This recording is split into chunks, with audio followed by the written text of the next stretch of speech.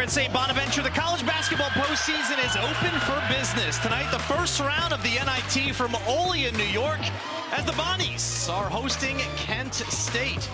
St. Bonaventure entering the home game as the 3 seed in the San Francisco bracket. Winner of this one advances to play the winner of Stanford and Cal State Northridge. That is coming up later on tonight.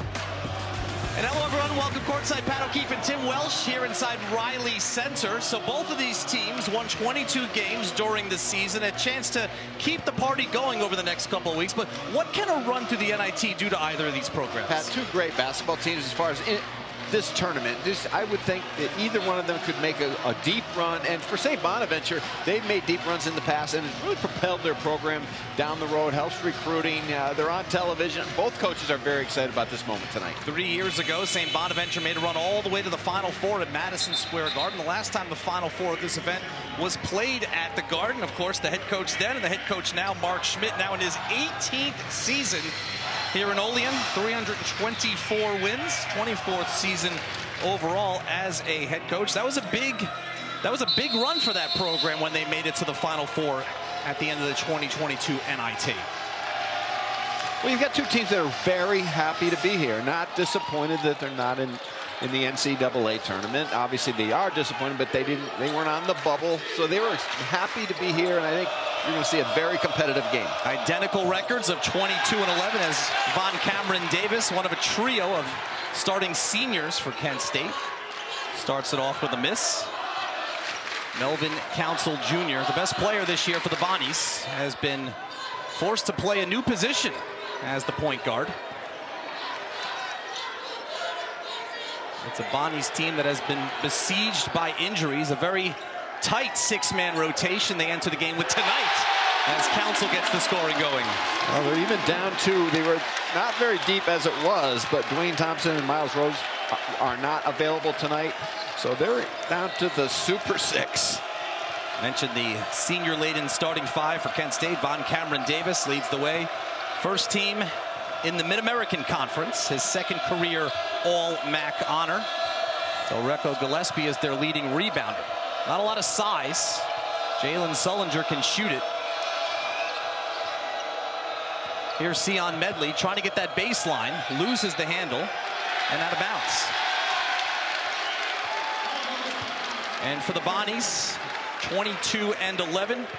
We'll be seeing a lot of these guys. Melvin Council Jr., we already saw him drain a 3. He did not come off the floor in either of the Bonnies Atlantic 10 tournament games last week in Washington, D.C. And I would venture to say that will be the case tonight unless some unforeseen circumstance. But this is what Bonnies wants to do, Pat. They want to drive the ball into the paint. They're not a great shooting team at all. They're going to go to do that.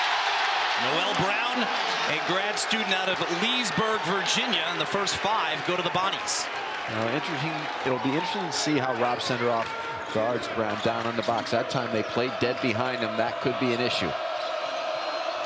Distinct size advantage in the starting lineups for St. Bonaventure. Here's Sullinger, 37% from downtown on the season.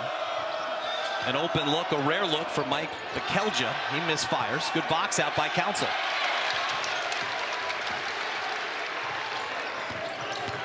O.J. Jones, the top 3-point shooter for the Bonnies, takes the baseline and a quick 7-0 run to begin. A 7-0 run is sticking to what Mark Schmidt said they needed to do. Drive it into the paint, force some turnovers, get some fast break points. That time a little push on the outside.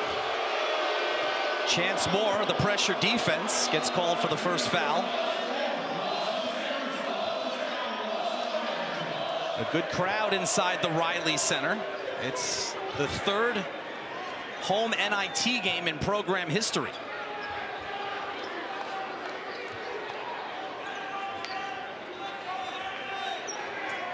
It's interesting, Pat. Both these teams know each other very well. They scrimmage every November. So St. Bonaventure went to Kent State earlier this year for a close scrimmage, and these two coaches are very good friends. They've been doing that since about 2010. It's only about a 3-hour drive. They do a home and home, switching it up every year. Nice move inside as Medley gets Kent State on the board. Medley is a quick athletic point guard can get to where he wants to go to. He and Sullinger are really a load. Rolling to the basket is the big man, Noel Brown, for the emphatic finish. That's just excellent offensive execution. Medley beats his man again. This time he can't finish. Jones the rebound and quick outlet. Bonnie's looking to push. Here's Jones joining the party. A quick deep three. Jonah Hinton. And what a start for St. Bonaventure, leading to the Kent State timeout.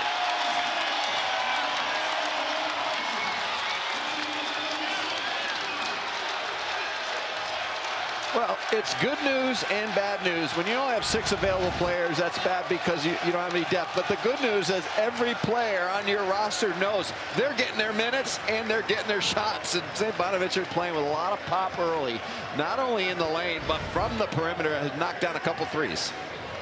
5 for 5 from the field to start, leading to this early Golden Flashes timeout before we even get to the first official media timeout.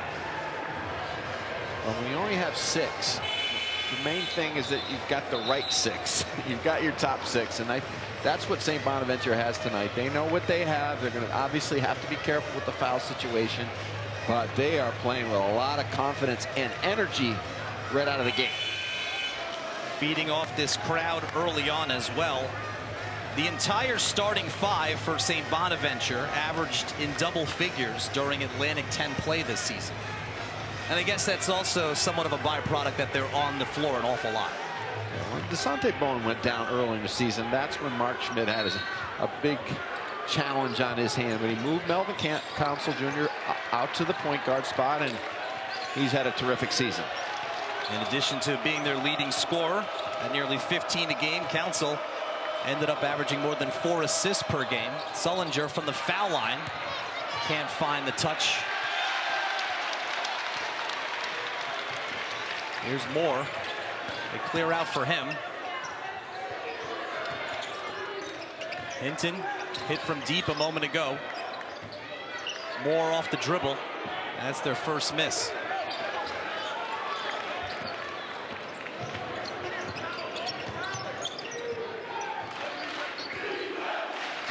Here's Jalen Sullinger, native of Columbus, Ohio. Uncle Jared, a star at Ohio State University. Entry pass knocked away, and it's out of bounds off of the Golden Flashes. That St. Bonaventure defense holding opponents to fewer than 65 points per game this season. They looked the part early on.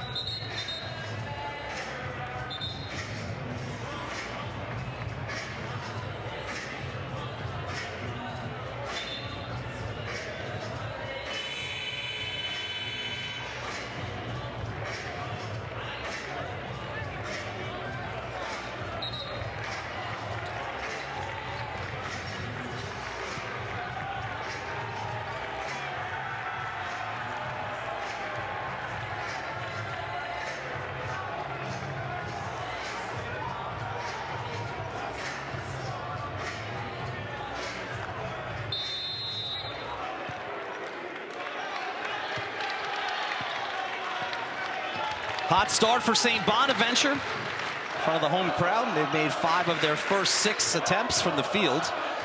An early 10-point lead in this first-round NIT matchup. Will pitch and catch off the dribble. Councils 3. That's their second straight miss after they made their first 5. Well, Kent State's got to get the ball going to the rim as well. Try to get a little bit more ball reversal, player spacing, but St. Bonaventure's defense has been airtight. Deep 3, no good off the mark. Marquise Barnett just off the bench. Kent State has started this game 1 for 6. There's a turnover thrown right into the hands of Jamal Sumlin. So Rob Senderoff, after the slow start, going to his bench, trying to infuse some energy.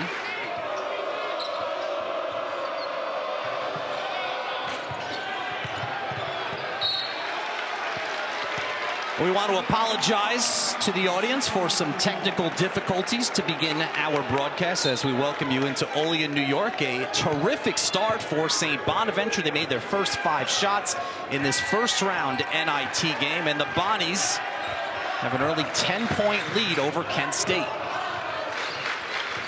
First regular season meeting, first meeting of any kind between these two programs since 2003. Noah Belonga cutting back door and drawing the foul. What's at stake? Well, the winner of this game will take on the winner of Stanford and Cal State Northridge in the San Francisco region. Stanford and CSUN play later on tonight. You can catch that one on ESPN2. St. Bonaventure 22-11 this season, earning the 3rd seed and this home game in the San Fran region. Right now, St. Bonaventure, Pat, is doing a very good job of spacing the floor. And it's really, their offense is more of a read and react. That Mark Schmidt does not call a lot of plays, but they play with concepts. And so far today, their concepts have been very good. They space the court. They wait for you to make a mistake. They'll take you back door off the bounce, or they'll try to post you up right at the rim. Some pressure here. Jamal Sumlin into the front court, pestered by Jonah Hinton. Hinton knocked down a deep 3 earlier. Part of that 12-2 start. Now a 13-2 start for the Bonnies. Kent State has not been able to find the range until Claron Hornbeek, a terrific offensive rebounder and a high percentage shooter, puts it back up and in. On the other end, Hinton is 2 for 2 from downtown. And that's what Jonah Hinton does. Give him a little room out there. He will step back at 6'3". He's got good length, good range. Largest lead of the night. Jonah Hinton, his 24th start of the season. Strong drive and finish. Delreco Gillespie with his first bucket. I'm not sure what Noel Brown was doing out there on the perimeter. He was icing the ball screen, but there was never really a ball screen, and he allowed Gillespie a free rein to the rim. I thought he had Hinton, but the pass out of his reach, so it's taken by Sumlin. Someone stops, trying to get it up top. Sion Medley averages about 7.5 points a game this season. He'll go inside again. Still plenty of time on the shot clock. Marquise Barnett inside. Good body control off the glass. That's what Barnett does as well. For a guard, he likes to go down low. And the physicality at Kent State is something to watch. Mark Schmidt was very concerned, especially with their ability to rebound the basketball. 4 straight points now for Kent State, back within 8. Noel Brown switches to the left hand. Long rebound into the hands of Sumlin. That time, Kent State dug in on Brown and crowded him in the post. Quick stop for Sumlin. Keeps his dribble, pulls up. That mid-range jumper has not been there yet for the Golden Flashes. And that's out of the reach and out of bounds off of Hornbeek. Get a little bit off kilter some of these teams tonight, especially Kent State. They've only had 1 practice since Friday. They weren't sure they were going to be in the NIT, so Rob let his players go various ways and got everybody back in time for 1 workout. It's the program's first NIT appearance since 2011 and the first under Rob Senderoff.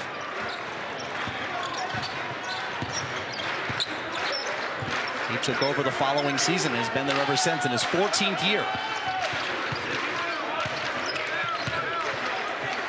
Medley popping open. Throws it away. A one-on-one. Council. Euro step. Good defense. Bottled up by Sumlin. Really good defense by someone. He just built the wall, and much smaller than Council at 6'4". Just protected the rim, and now Kent State showing their physicality and ability to pound it down low as well. All 10 of Kent State's points coming in the paint. A 10-4 points in the paint advantage so far, and they're back within 6. Well, neither of these teams are going to let up from 3, although Bonaventure has had a better start this year, and that ball should have been out of bounds. It hit the wire behind the board on the miss. Crowd's gotten a little quiet after the frenetic start for the home team. 6-0 run for Kent State.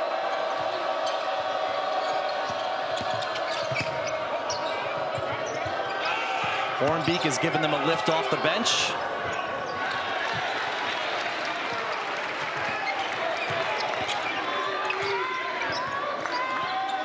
Council trying to set himself up. Now inside for Brown. A deep 3. Off the repost, Melvin Council Jr., 30% from downtown this season. He looks very confident tonight, though. Kent State may have to adjust their scouting report on Melvin Council because they're giving him some room, and that's smart going by the stats because he's so good off the bounce.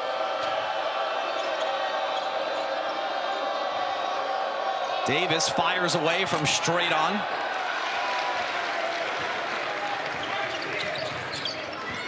Council will try it again. Same spot.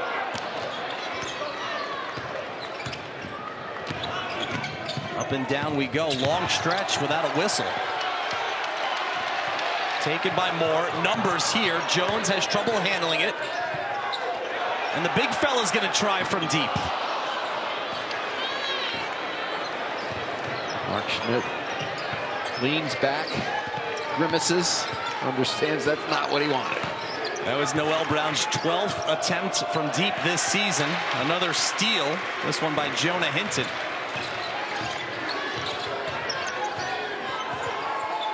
Back and forth we go. Hinton, nice feed inside, and Jones can't finish the reverse. He'll move everything perfect except it didn't go down. Meanwhile, on the other end, a tough hang and finish by Jamal Sumlin. Well, Sumlin and Sullinger together, they're annoying to guard because they're both so jet quick. They play off each other very well. And again, Tim, everything from inside the paint so far for Kent State. Brown rolling to the basket, switches to the right hand this time. Miss Melvin Council was wide open on the three-point line, right over his right shoulder. These guys are gassed out there.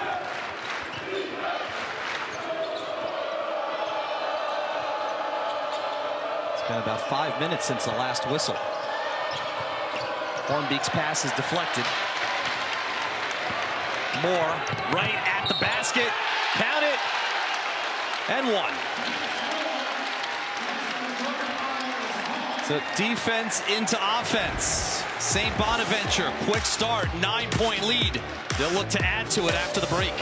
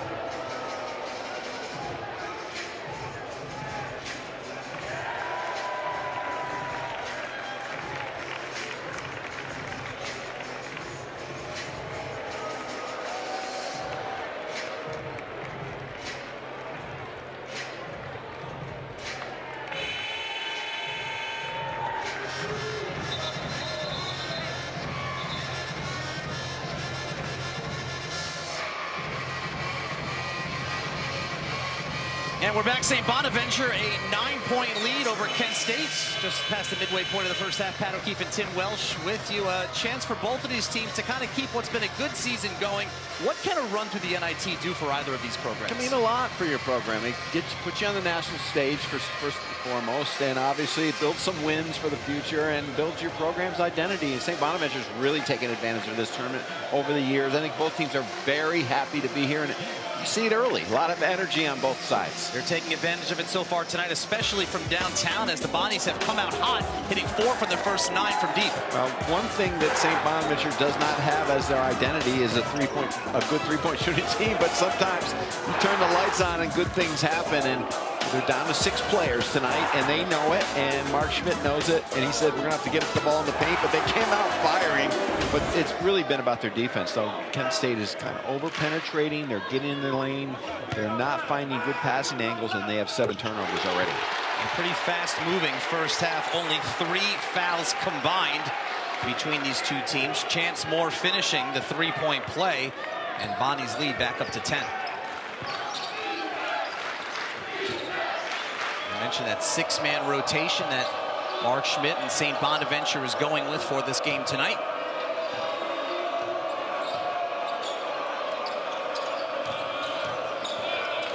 Out of the high post, nice look from Davis. Gillespie off the power dribble. Looked like St. Bonaventure was in some sort of zone on that possession. Really never got to take a look at it because they never reversed the floor, but that was way too easy. High post, high-low, easy one.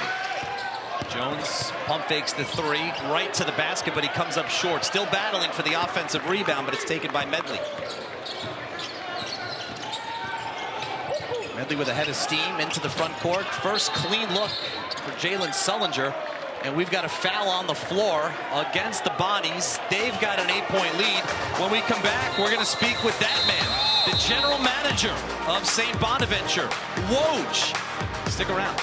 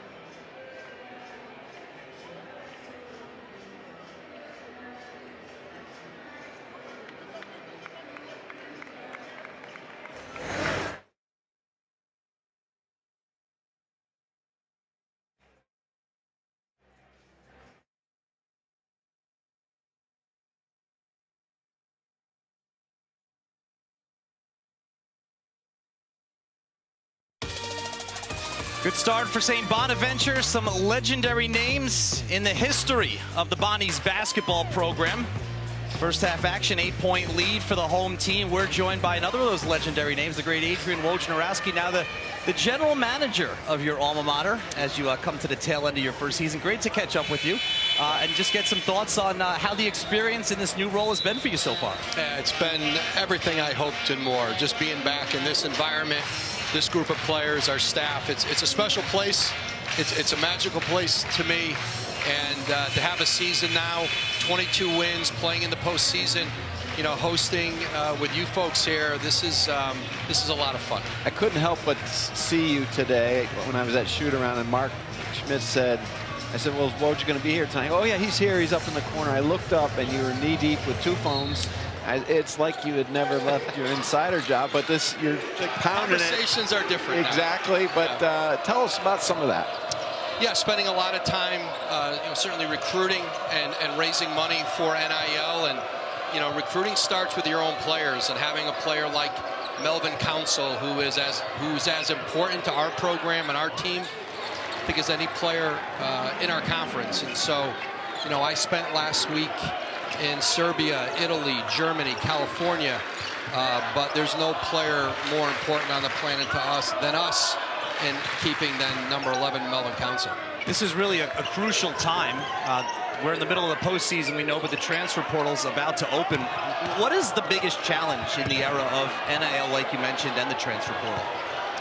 Well, I think, you know, certainly, listen, money is a challenge, and being able to have the resources in a league like the Atlantic 10 is really important. But being able to identify who fits, and that starts with retention in your own guys, and that's where it starts for us. But being able for us to be able to build on the relationships that we have out there, the relationships that I built in basketball over a long time, and they're all over the world. And so we've spent a lot of time, you know, trying to focus in on places where we have relationships and can have good partners in recruiting. But that certainly for us is the priority, and finding the right guys. A little bit of a run for Kent State coming out of that last timeout, cutting St. Bonaventure's lead to 2. We'll keep it here with the general manager of the St. Bonaventure Bonnies. Yeah, nothing good's happened since I sat down here. We hope that you stick it out with us. You know, this is a program. The NIT means a lot. I mean, we're looking up right now and you see the 1977 NIT champions banner. As your program embarks on this tournament tonight, you're a basketball guy. What does the NIT mean to you? Listen, it's certainly a lot of history in this program. Jim Saddlein, our legendary coach, sitting over there with Glenn Hagan, Mark Jones, you know, won the NIT in 1977 when the NCAA tournament had only 32 teams, and, you know, beat Houston Otis Birdsong in the Garden. And 3 years ago, we ran the gauntlet of at Colorado, at Oklahoma, at Virginia to go to Madison Square Garden. It's important to us, and you see it by the way our guys are playing, the way our fans have shown up, and it's, for our program, it means a lot to be in this tournament and to play in advance. You know, Woj, I don't think the general manager of a college athletics program, it wasn't a title that a lot of people were familiar with as recently as a year or 2 ago. And then obviously you made the much publicized move to come back to your alma mater.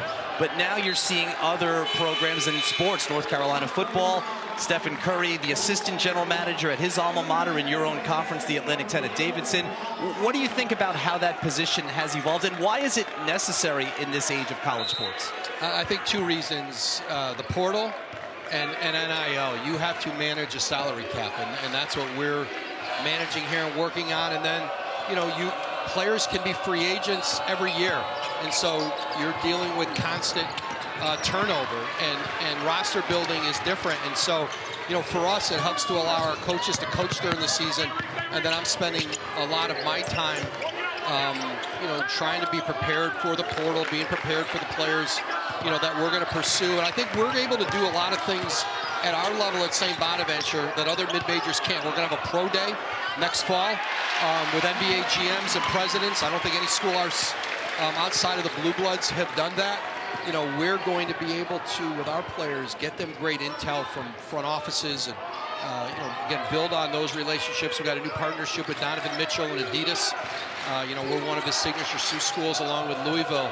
And so I think for players coming to Bonaventure and playing, you know, most importantly for a Hall of Fame coach in Mark Schmidt, you know, we've got a pretty good story to tell here. Speaking of Hall of Fame, and I know you won't toot your own horn because I've known you since the Bergen record days, and used to try to get on your good side so you didn't kill us on Sunday mornings. But anyway, no, we're so happy that you're doing this, and forward thinking. Congratulations to Bonaventure for doing this, because they are forward thinking, and more importantly to yourself, You're going to be inducted into the Naismith Basketball Hall of Fame in September. What a great honor, and just tell us what that means for you personally. Yeah, I mean, I think it's some of my idols in the business who've been honored there, and we're probably about 100 feet from the student newspaper, that I started in, just around the corner here, the Bonaventure. And so when I procrastinate writing, I would walk in here, shoot around in the RC with my buddy Mike Vaccaro, back in New York Post, and so it's special, and for me it's a great chance to say thank you to a lot of people who helped me along the way. Woj, congratulations on it's been a great first season so far for your program, and so far tonight, Bonnie's up by 2 as we head to break.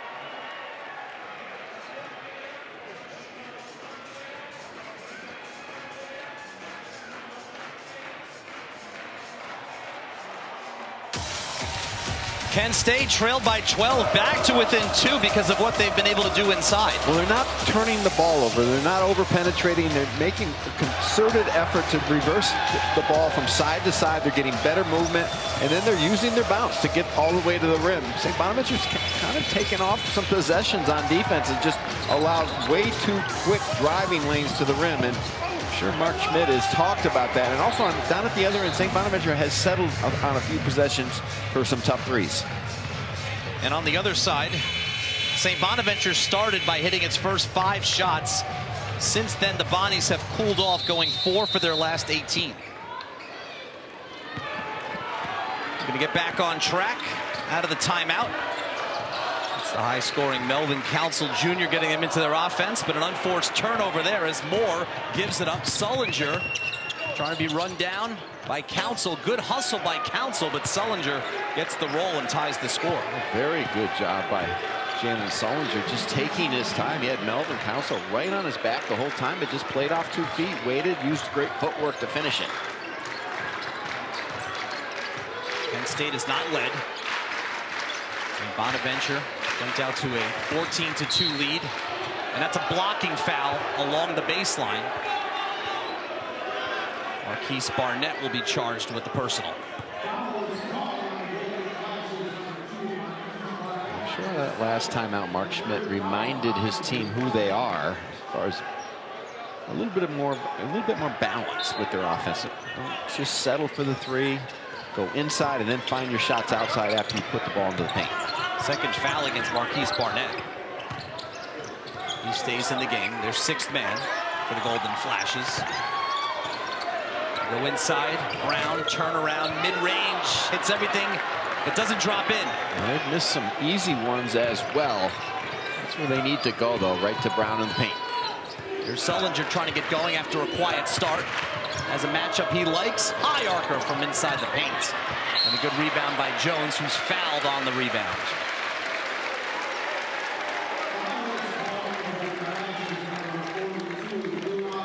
LaRon Hornbeek, his first, going over the back of LeJay Jones.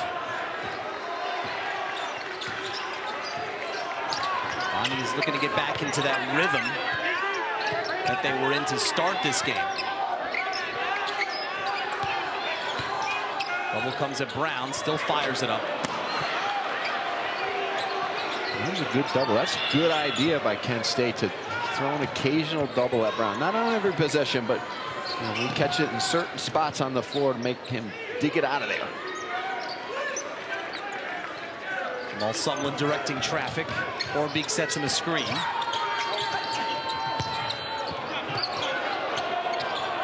Sumlin, with a hand in his face, knocks down the three, giving Kent State its first lead of the night. Bonaventure a little bit back on their heels again. Didn't get a good contest on Sumlin. On the other end, Sumlin called for the foul for the 5th straight year. Every NCAA Women's Championship game is on the networks of ESPN. For more information, go to ncaa.com, your home for all 90 NCAA championships. Crowd has gotten quiet inside Riley Center. St. Bonnie's looking to stabilize things, and that certainly helps as Council floats it in. And that's why Melvin Council Jr. is so tough, because he's very effective going either direction. That time they were trying to force him to his left. He took advantage, got the angle, and he rises up at 6'4". Well, that last three-pointer by Jamal Sumlin was the first of the night for Kent State after they missed their first 6. Ron Cameron Davis, first team all-conference in the MAC. Wild shot inside. Bodies fall to the floor, and there's going to be a tie-up and a jump ball. You saw that move by Von Cameron Davis, and that's his game. Kind of an undersized 6'4", 6'5", plays that power forward position per se, where he does his best work right at the rim. Alternate possession goes to the Bonnies. Good hustle by LeJay Jones to get on the floor. Sion Medley, the sophomore point guard from New Jersey, back in for Kent State.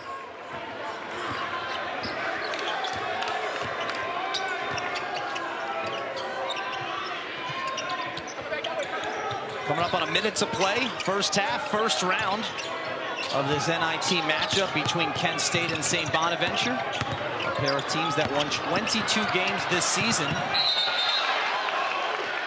And Brown showing good hustle by going to the floor, undercut Sullinger. And that's called for the foul. It's the first foul against Noel Brown. Kent State has to be happy with the start they had, that now they're settling down on the offensive end and not just getting themselves back in this game, getting the lead, but not turning it over. They were just a total disaster to start the game, but they've settled down into a good rhythm, running better offense, changing sides of the floor, putting pressure on St. Bonaventure at the rim. Well, as you say that, there is a turnover off a cross-court pass, a 2-on-1. Look out! Chance Moore throws it down in transition. Well, again, that's one thing that Mark Schmidt said has to be an emphasis, that at times Kent State will get a little wild with their passing, and they've got to turn those turnovers into easy buckets, which they just did. That got the crowd instantly back into this. Sion Medley with the defender on his back hits a tough shot. Medley is so good with body balance, and let's see if Council tries to get into the rim. There's a foul to give by Medley.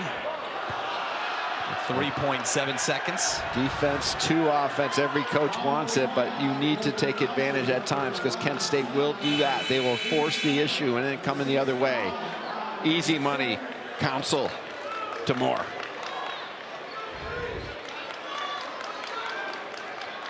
So that was the 16th foul against Kent State. No more to give.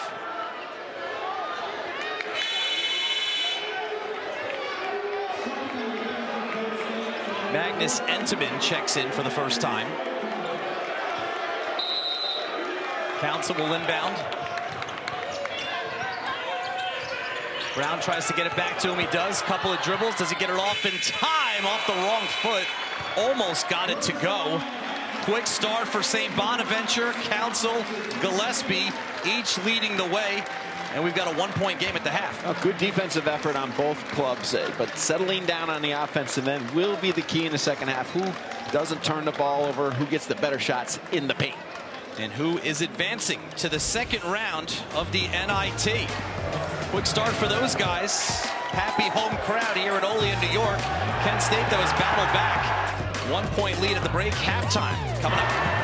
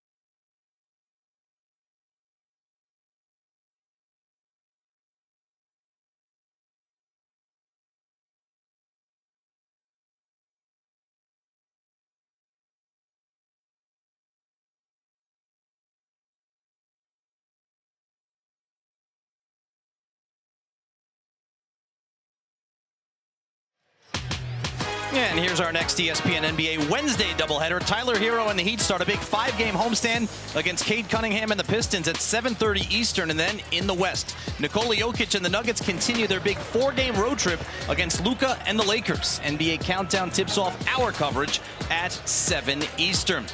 First round of the NIT, we've got a good one. Del Recco Gillespie, 8 points. Kent State, a 1-point lead at the half. Second half from Olean coming up.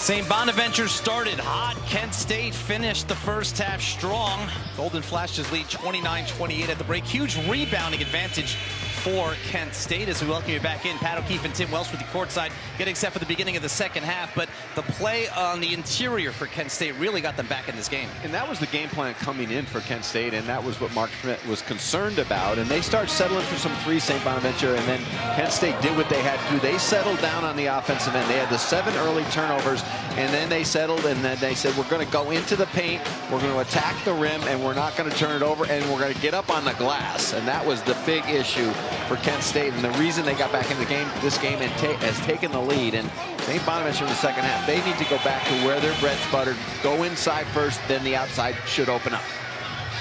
24 points in the paint for the Golden Flashes, 22-11 on the season so far. They'll start things in the second half.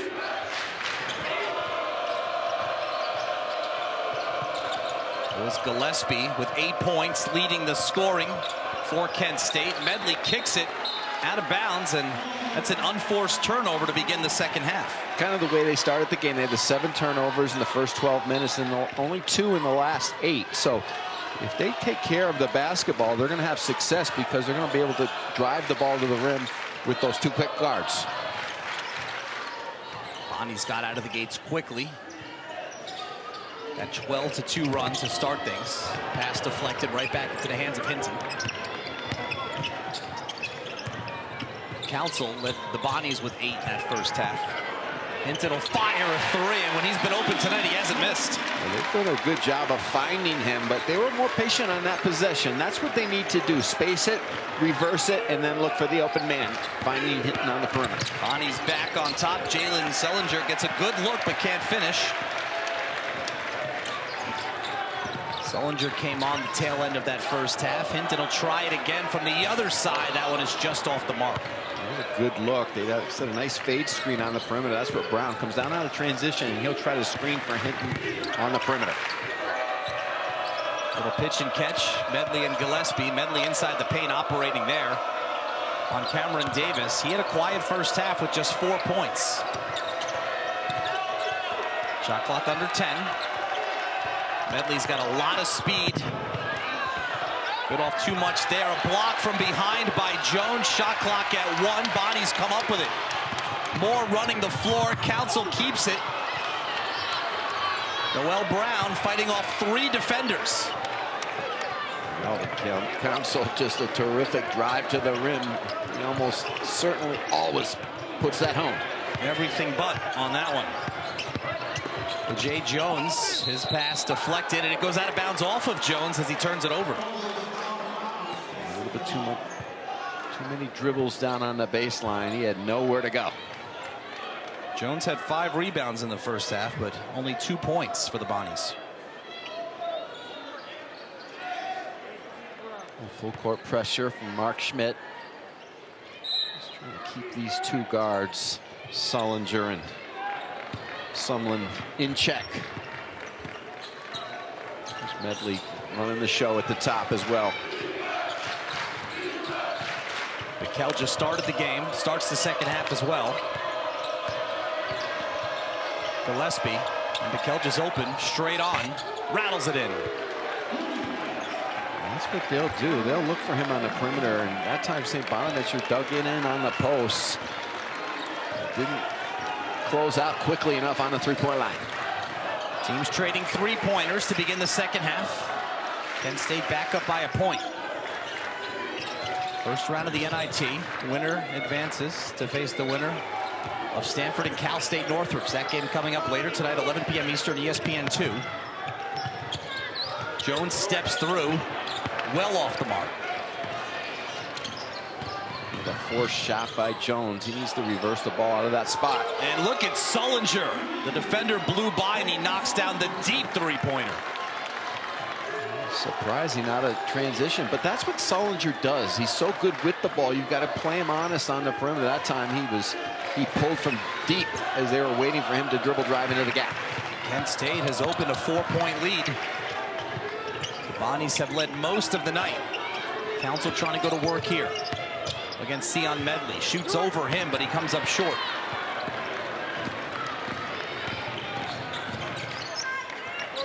Davis finds himself open from the top, rattles that one home. Kent State on a run right now, their largest lead of the night.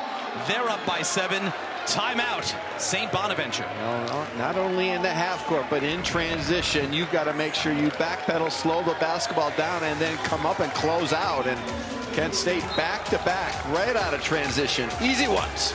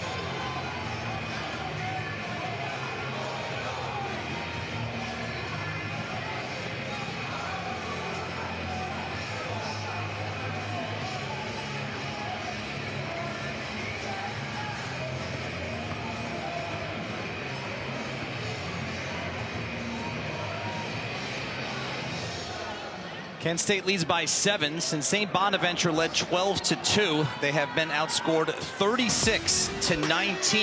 First night of the NIT. We look at some headlines. 26 of the 32 teams in the field have won at least 20.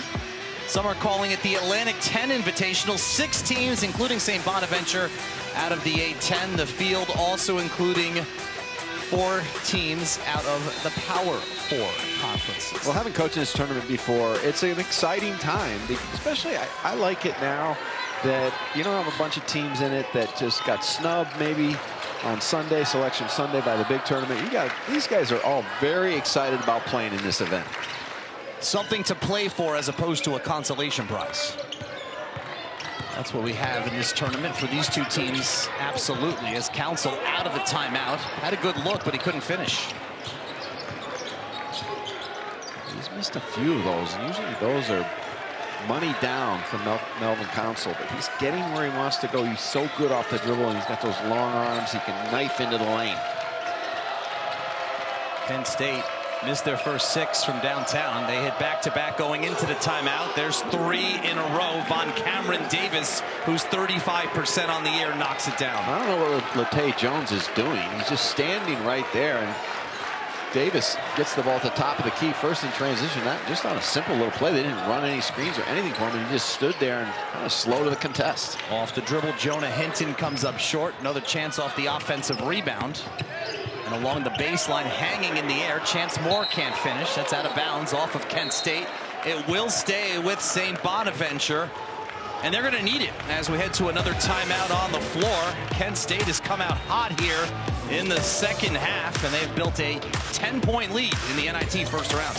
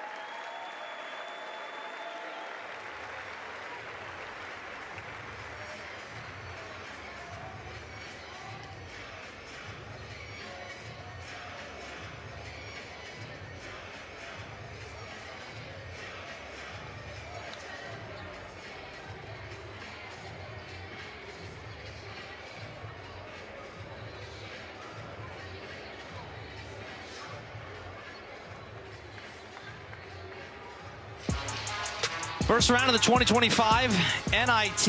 Here we are in the San Francisco region. St. Bonnie's, Kent State, the winner of this one, will advance to take on the winner of Stanford and Cal State Northridge. Some stars to watch as the tournament progresses. Love Boopy Miller for SMU. Andy Enfield in his first year.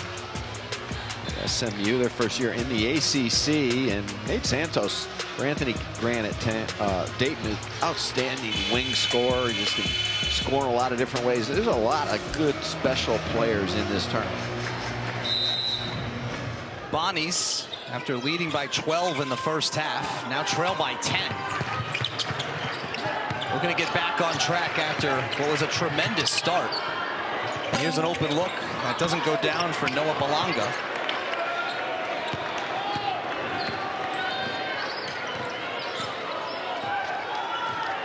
Belonga, another player that's not a three-point shooter, but quickly pulling the trigger.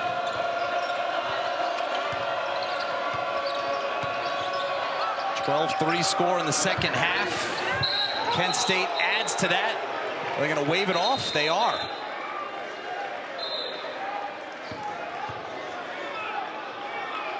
Rob Sinderoff said, looked like a... We have to call it to review it. We'll review it at the next media timeout. Obviously, since it is a goaltend, they can review it. Since goaltending was called. They had to call it to review it, and they will review it at the next media timeout. So for now, it does not count. The score remains 41-31.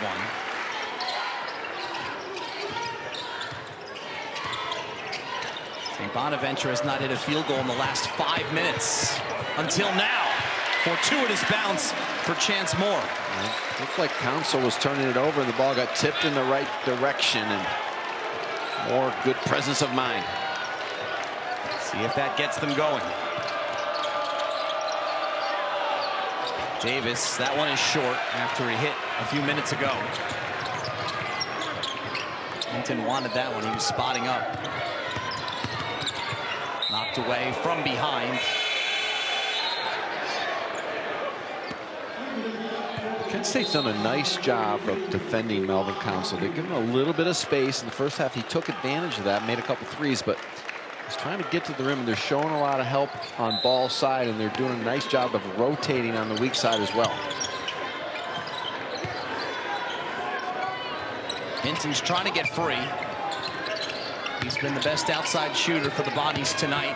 Council turns the corner and draws the foul, and in a game that so far has only produced 3 total free throws, Melvin Council will go to the line. He's got such great vision on the court, the ability to see that little bit of a gap, and he can take advantage, as we spoke about earlier, off the bounce with either hand. That was the 3rd foul against Sion Medley. Something to watch with more than 13.5 minutes remaining. Well, the NCAA Men's Basketball Championship First Four continues tomorrow on True TV with coverage beginning at 6:30 Eastern, 3:30 Pacific. For more information on tournament game times and networks, go to ncaa.com. St. Bonaventure needs to really focus on playing through Melvin Council. He's going to be almost a little bit selfish out there in the half court on the attack.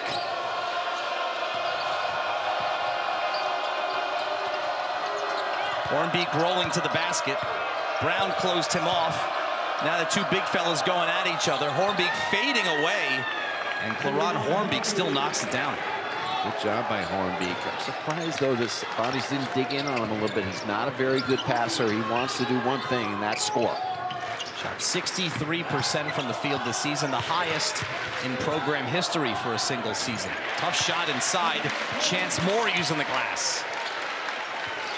Chance Moore, that's where he can do some damage in the paint. He can elevate so quickly. Still a 7-point game. Crowd getting back into it. They were silenced the first few minutes of the second half, and we're going the other way. That's an illegal screen against Claron Hornbeek. Hornbeek on that dribble handoff just slid a little bit at the top into the defender, and take a look at where Bonnies goes on this possession. cannot settle. They got to keep driving it to the rim. Hornbeek second on that illegal screen.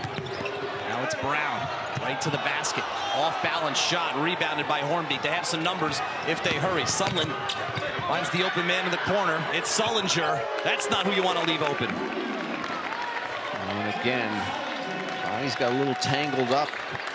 Brown fell down on the miss, and Kent State took advantage.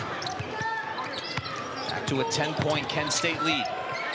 Step through by Council. Good battle for the offensive rebounds, and another chance that's off the mark for Noah Balanga.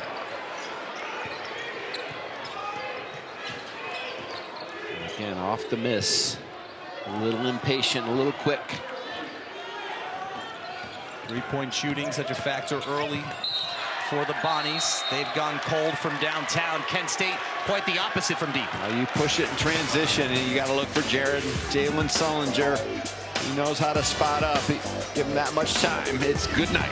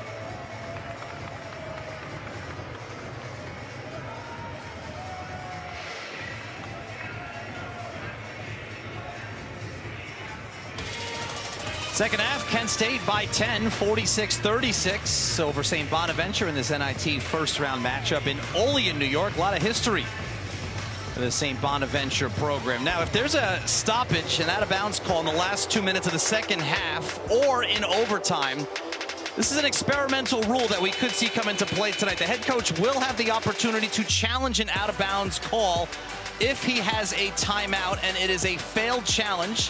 Then the challenging coach loses his timeout. However, he can still challenge it without a timeout, but if it is an unsuccessful timeout in that circumstance, it will result in a two-shot technical foul.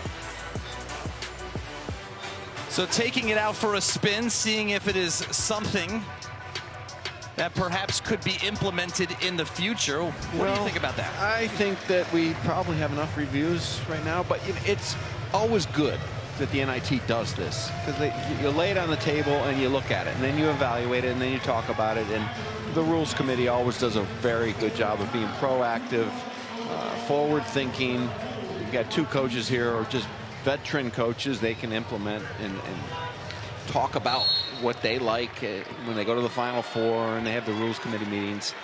But having said that, that bucket that Kent State had taken away is back up on the board. The officials reviewed it and found that there was no offensive goaltending. That was the original call, so they could review it, which they now have. So that increases Kent State's lead, as you see, to 12. Jones gets right to the rim, and Lajay Jones's tough night continues.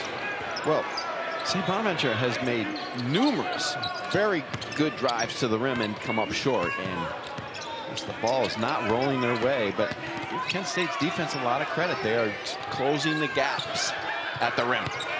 Doing more work inside the paint.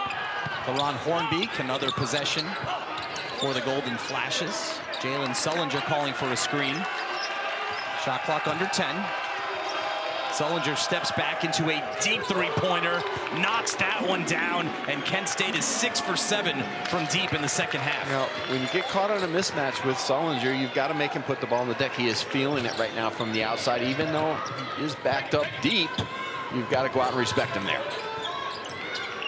Step back into a deep one, giving him 11 points now. Inside, the shot is no good. Creating space. You must do this when you're 5'10". You understand this is how you play the game. You've got to back up a little bit, and especially you got a taller player on you.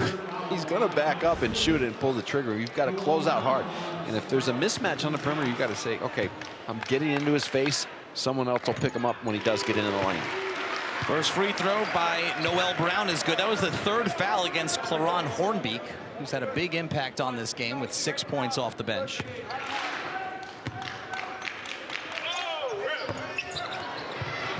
Brown splits 2 free throws. Sumlin chases down the loose ball. Dangerous pass in the front court, and it still results in a potential 3-point play with Hornbeek running the floor. Running the floor, pitching it ahead. This is off a missed free throw, and Bonaventure goes for the rebound. Kind of a funky loose ball there, but coming back the other way, Hornbeek beats everyone down the floor. Chance Moore looked like he got his hand caught in the cookie jar. Chance at a 3-point play for LaRon Hornbeek.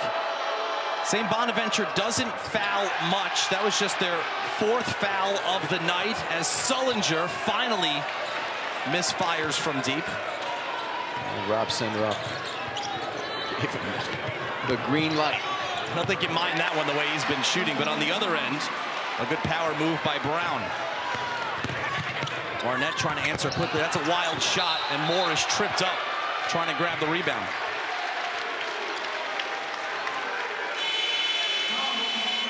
So a bucket for St. Bonaventure, pulling them back within 14, and then a stop and a foul gives them perhaps some life here.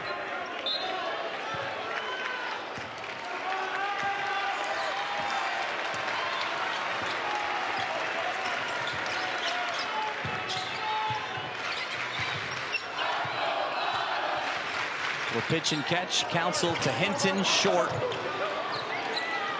It's a pretty good look for Hinton on the perimeter, and Kent State continues just to shut off the lane. Sharpshooting junior out of Chicago. Barnett's 3, open, cans it. Well, right now, Kent State is getting anything they want, both in transition and in half court. They're doing a really good job of making the extra pass. Noel Brown playing perhaps his final game here at St. Bonaventure, coughs it up.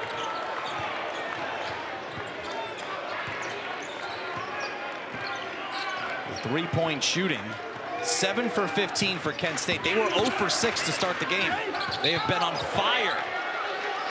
And we've got a whistle as Jamal Sumlin just climbed the back of Noel Brown, attempting that layup.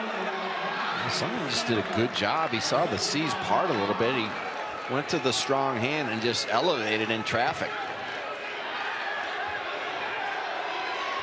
Second foul against Noel Brown.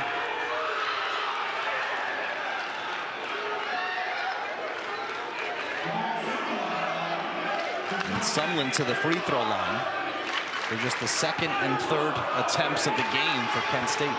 Well, talking to Rob Senderoff earlier today at shoot-around, his team is very excited about this today.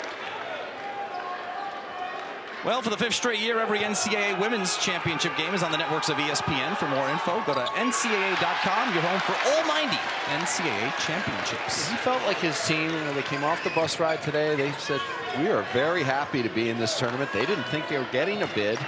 And now they're here tonight, and they're showing it. They're showing a good, tough defensive effort here in the second half. Hinton circling, throws it away. Numbers. Gillespie leading the way, keeps it himself, foul, can't finish.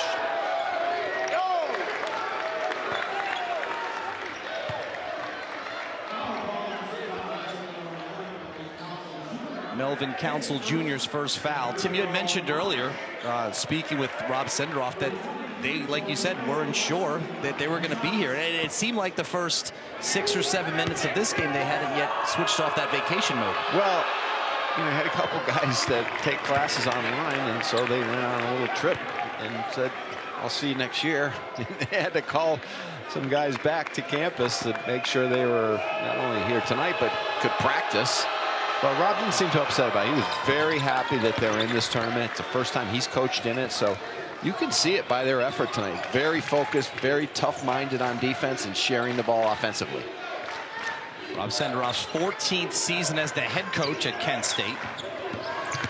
And their last NIT appearance was 2011, before the year before he assumed that role.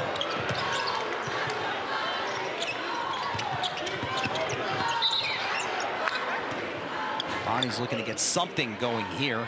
Hinton is fouled from behind by Jalen Sullinger. Well, we said it's good news, bad news when you have 6 players, and obviously the good news is those guys know they're going to play. The bad news, though, as a coach, is when your team isn't clicking or some guys aren't doing what they need to do, you can't take them out. And that seems to be the case right now, because the defensive effort isn't what Mark Schmidt is used to for the Bonnies tonight. It was great news when the game started and none of them could miss. Jones will try. That's well off the mark. And a foul, number 3 against Noel Brown. Kent State looking to extend its lead. They're up by 19, less than 8 to go.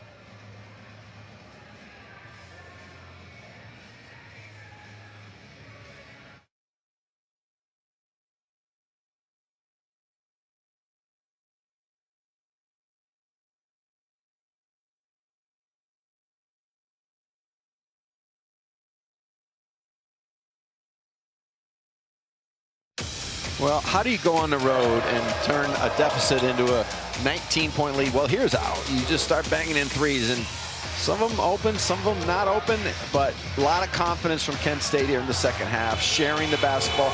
It's really started with their defense and their ability to rebound the ball, push it in transition, and get out ahead of St. Bonaventure before they get established in the half court defensively, and some of it is just pure talent.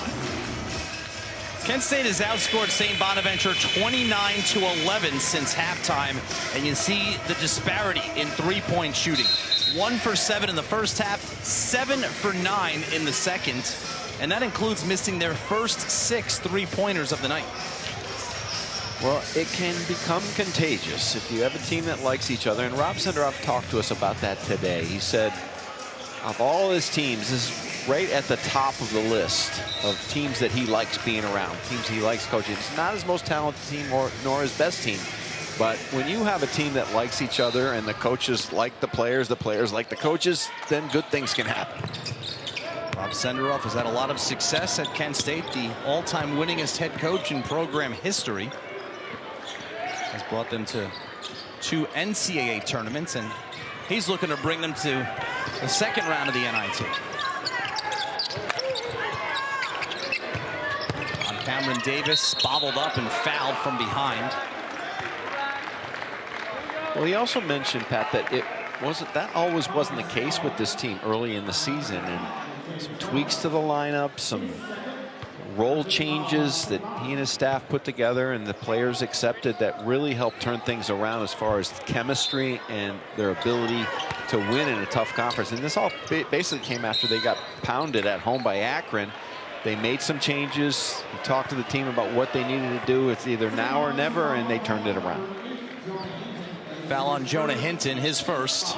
Kent State was 11-7 in conference play this season. They were the number 3 seed in the MAC tournament, losing in the semifinals to Miami, Ohio.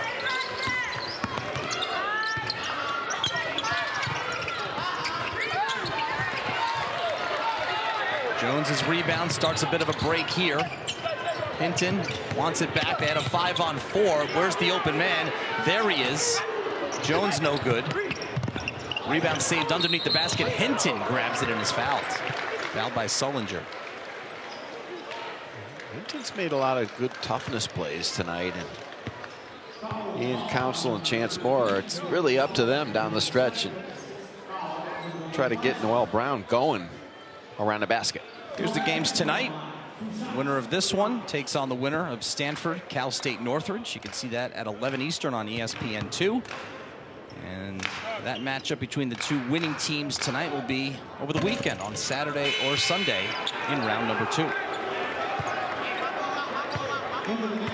Great job by the NIT as well. The Final Four will be at historic Hinkle Fieldhouse on the campus of Butler, and that'll drive these guys. You get the way to approach it, I think, in the NIT is get your team ready to win that first game. Then you start feeling it. You start feeling good about yourself. You're in a tournament. You come home with a championship. And getting over the hump of the first game sometimes is the major problem for teams that may have had troubles in the postseason or not totally engaged. But I expect St. Bonnie's just to make a comeback here. If they can get out in transition, start getting the ball to the rim. You win the first round game, there's only 16 left. All of a sudden, you're in the Sweet 16 of the NIT. 6.5 to go, though. It's such a good start tonight. Chance Moore from the top of the key. And again, we said it, Council, Moore, and Hinton from the perimeter. If they can get their game going with each other, get Bonnie's back into this game. Gillespie passed on the open look from the top of the key. Moore, meanwhile, has 11 points. He is the first Bonnie in double figures tonight. Shot clock under 5. Davis has to fire up a tough shot. It's an air ball, but who's there? Just ahead of the shot clock buzzer. Gillespie, no. They say it's a shot clock violation. They will review it. Well, that was a very good defensive possession for the Bonnies, and I think that's the correct call. Looks like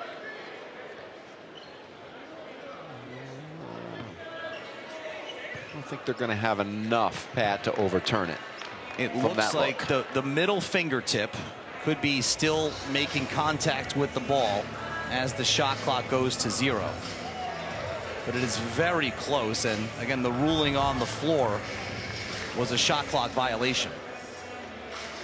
So believe it or not, we had an end of game situation once way back in the day, and that was before the officials actually had to make a call. So no one made a call, and it was a 12-minute review. That was fun, and it went against us. Even more fun. I still wake up in the night with cold sweats thinking about that. Bringing back some of those memories now. Here's a different angle. It's very close. Yeah, again, I don't know how they're going to get to the point where they overturn their call. Well, the one thing I think we both know is that nobody here wants a 12-minute review. Why not? We love being in the Riley Center. I mean, we're in Olean, New York. It's a 65-degree day, which we didn't know that even existed up here.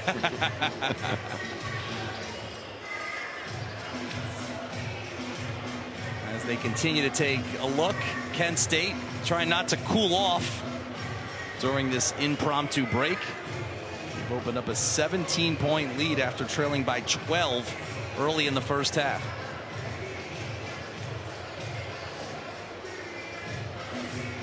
It's our second review of the night. And as you see, it is no basket. It is a shot clock violation. Delreco Gillespie did not get it out of his hand in time. Well, good job by the officials. Tim Kelly, Adam Fjord, Michael Lucky. They've done a good job tonight getting us in and out of that moment. No one likes a long review. The fans, the players, fans at home. Let's see if the Bonnies can make a run over these final 6 minutes. Trying to keep their season alive for at least one more game. Potential trip to Palo Alto for the winner of this one should Stanford win later tonight. Kyle Smith's done a really good job in his first year at Stanford and had some nice wins. And obviously the challenges of the first year in the ACC. Thought they adapted very well, especially to the travel. Good ball movement here. Jones off the pump fake from the baseline.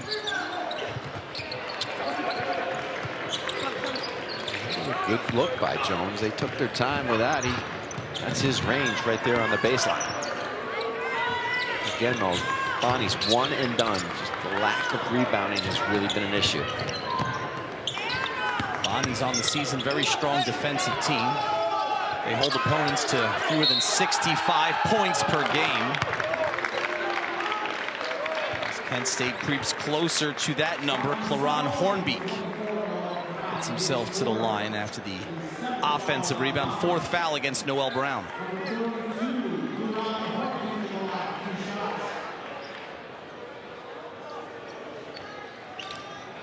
A stark rebounding difference is part of the story of this game. Early on, when Kent State was not hitting anything from downtown, all of their points were coming from inside the paint, and they've controlled the inside tonight. Well, they have, and it's not all about size, as we know. I mean, Medley and Sullinger are undersized guards, and someone's only about 6'3" himself, and Barnett's 6'4", and Davis is 6'4", 6'5" forward, but they've got a great nose for the ball. They do a good job of getting terrific position, and they're tough as well. Claron Hornbeek, a member of the MAC all-defensive team this season, goes 1 for 2. There's another rebound. Barnett keeping this possession alive. And again, now, Latae Jones just not Jones not blocking out on that missed free throw. Wide open inside. There's Hornbeek. That's how you shoot 63% on the season. Good job on that pick and roll. The rotation's a little slow on the backside, and Kent State doing a really good job of just sharing the ball. Council short, and then runs into Marquise Barnett, who is trying to start a break the other way.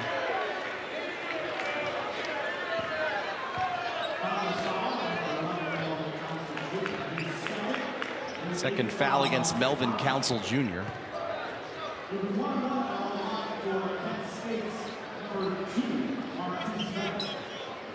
So for Mark Schmidt, we knew it was a tough task coming in. Injuries shortening his rotation to 6 rotation players, 6 scholarship players tonight.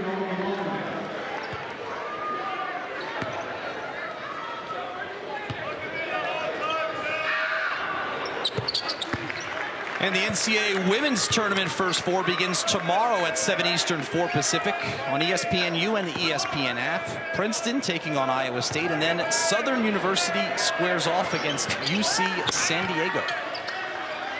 You're not asking my pick for the women's tournament? What do you got? Okay. I do. Okay. Just love the way UConn's playing right now. I think it's their time in Paige Becker's year. Three-pointer finally goes down. They had missed 11 of their previous 12 before that one from Chance Moore. Well, this is it. Do or die for St. Bonaventure. They need some gritty, tough stops, some quick baskets in transition, maybe some turnovers, gamble a little bit on defense. Quick drive, Barnett, scoop shot, no. Belonga the rebound, little pace here for the Bonnies. Council spotting up, firing away.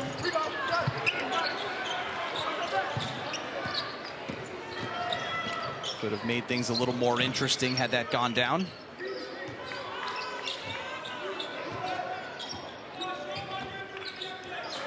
Sion Medley trying to run some clock. Transfer from St. Louis inside the paint, gets the roll. A 20-point lead for the Golden Flashes. Well, that's a little bit been the difference as well, Pat. We talked about the glass, we talked about the three-point shooting, but those middle-range shots, they've gone down for Kent State, where St. Bonaventure has not been able to deliver. Nice feed to Brown. And the late whistle will send Noel Brown to the free throw line to try to cut into this 20-point deficit for St. Bonaventure. A 22-win season for both of these teams. Kent State up big.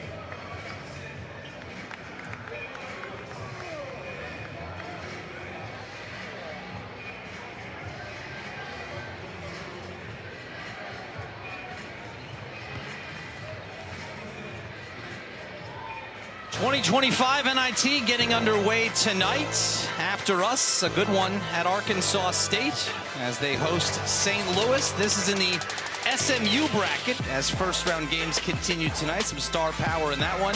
Gibson Jimerson for the Billikens against Terran Todd, leading Arkansas State. Todd averaging nearly 15 points a game.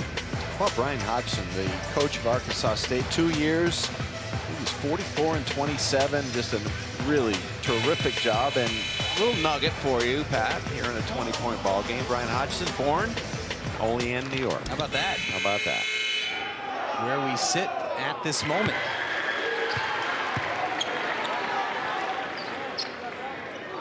Mark Schmidt's 18th season.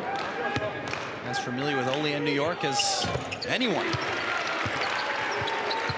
As Noel Brown knocks down 2 free throws out of the break. The Asante Bowen going down for Bonnie's early in the season really crushed him, because he and Council together as a backcourt would have been as good as anybody around, especially in the Atlantic 10, but forced Council to move to the point where he did a very, very good job, but it takes away from your scoring ability when you have to have all the ball handling chores and also run the team. Forced a turnover a moment ago, led to the Jonah Hinton three, so it's a 15-point game. Bonnie's looking to make one final push, and they forced the timeout here, called by Sion Medley. Still a 15-point advantage for Kent State as we quickly step aside.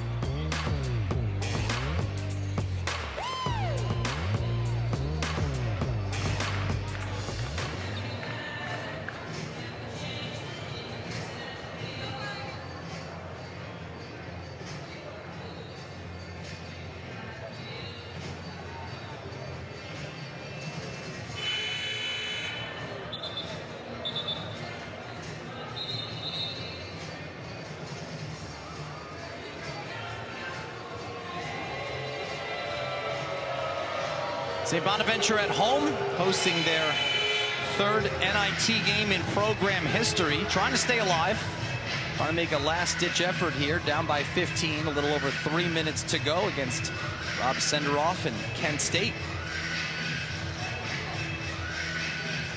Good timeout by Rob. He just saw his team was a little unorganized there on that sideline out of bounds play, and always put some pressure on.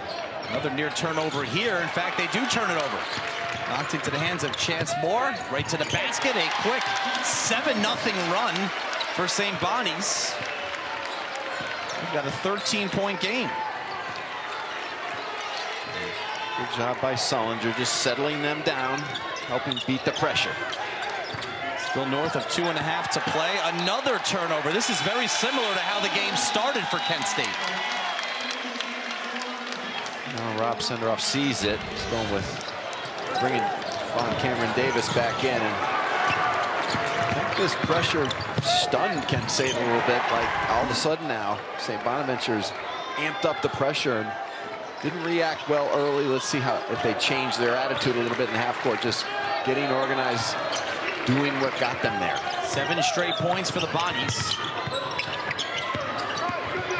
Good drive to the basket. Malanga comes up short. Again, it was easy right in front of the rim buckets. Bonnie's unable to finish it off.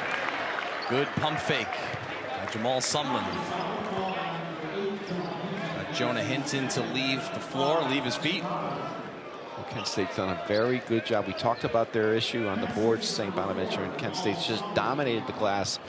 St. Bonaventure has really not been able to hit the offensive glass, but the problem has been when you don't hit the offensive glass, that means you should get back in transition and set your defense, but Kent State is beating them down the floor by the pass. Just to pick up that point you made a moment ago, I can count on more than one hand the amount of times today Bonnies have gotten to the basket and just haven't been able to finish. In and out. Down 15, Council. Now they're hitting the offensive boards. Hinton, that's who they want, firing away. Third chance on this possession, no good. Finally, Gillespie grabs the rebound in traffic and is fouled. If this is Noel Brown, it would be his 5th. Certainly a valiant effort. Mark Schmidt's team is not going down without a fight for sure. Just unable to connect close or by afar. Brown gets a reprieve for now. The foul against Jonah Hinton, his 3rd. Sending Delreco Gillespie to the free throw line. Gillespie had 8 points in the first half. He's got his 5th career double-double tonight, and all of them coming this season. 14 points and 10 rebounds.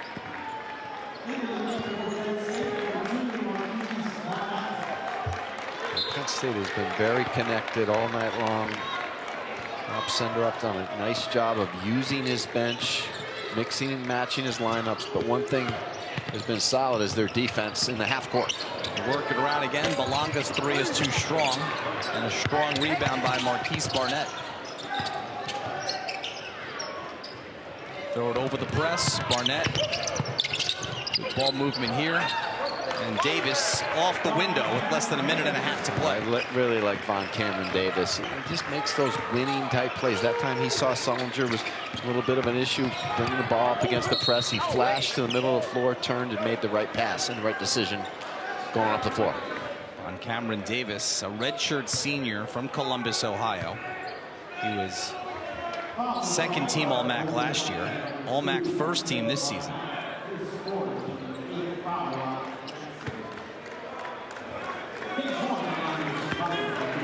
Chance Moore with the Bonnies down 19.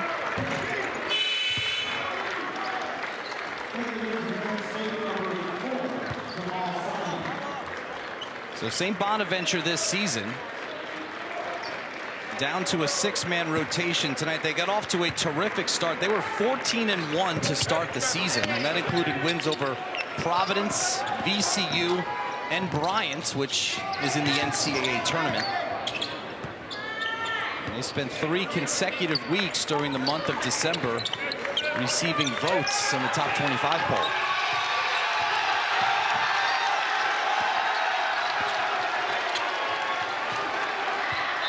Davis, a couple late baskets here, and we're going to get a quick whistle for both coaches to make some substitutions.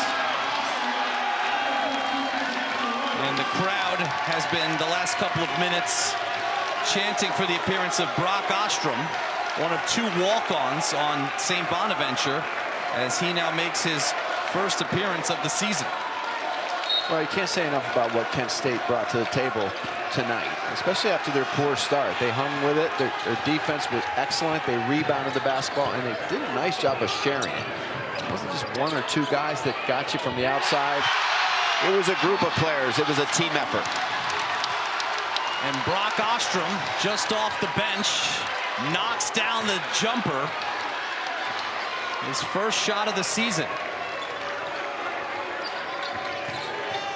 So for a Kent State team, that three-pointer here is good for Donovan Hunter. A Kent State team that 4 days ago thought their season was over. Well, their season will last another half week or so. A whistle and a foul committed by Jack DeRose, the other walk-on for St. Bonaventure.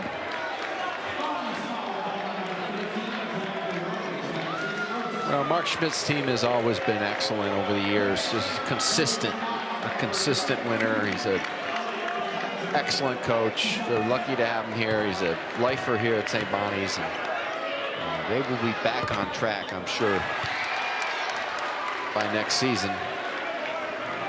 Just almost impossible to play a season with so many injuries, but to squeeze out 22 wins was pretty darn good. It's the 19th 20-win season in program history, and it's the 7th time it was accomplished under Mark Schmidt. And DeRose knocks down a 3. So how about that? Each of the 2 walk-ons having their moment at the end of this game. And you love to see Melvin Council getting DeRose that look. Kent State will dribble out the clock. St. Bonaventure, a 22-win season comes to an end, and Kent State is moving on in the NIT. Terrific tap-to-buzzer effort from Kent State. They went after St. Bonaventure. They knew St. Bonaventure's bodies were down, so they attacked them with their defense. They used their depth, and then they made shots when they needed to. So Kent State moving on. They await the winner of Stanford and Cal State Northridge. That game coming up later tonight, 11 Eastern on ESPN2. Kent State, the first team through in the San Francisco region.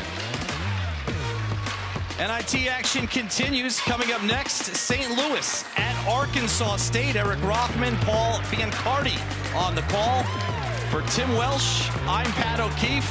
75-56 is the final score. Kent State over St. Bonaventure. The Golden Flashes are moving on.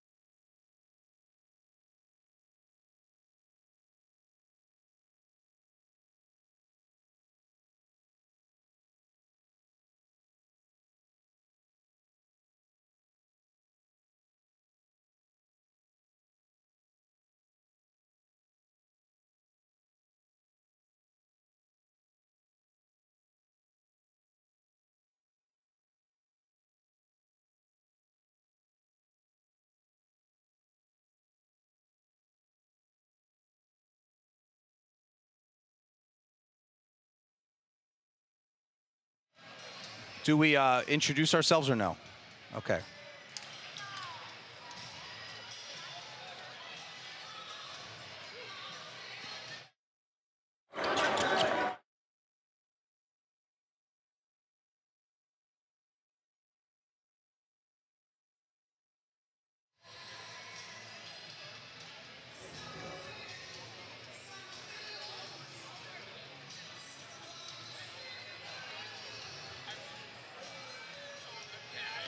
A 75-56 win for Kent State over St. Bonaventure. Pat O'Keefe and Tim Welsh with you. It was a slow start for the Golden Flashes. They trailed 12-2. They did a great job stabilizing things in that first half. They really did, and they didn't have to do it from the three-point line. They just did it with solid defense. They took away what St. Bonaventure wanted to do on the defensive end of the floor, and they dominated on the glass, which got their fast break initiated. Dominated on the glass early, but in the second half, this game really turned around on their three-point shooting. Well, they did a good job of spacing the floor. They went inside out. They didn't force the issue. They got some in transition, but they got a lot in their half court. They went inside, they went back out, they shared the ball, they reversed the floor, and it wasn't just one player. They really shared.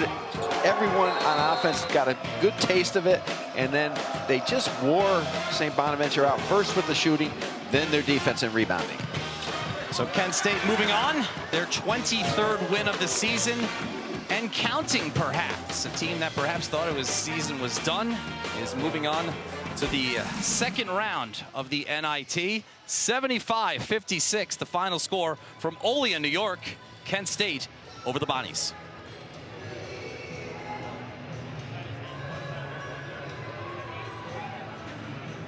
Awesome. Great job, Andy.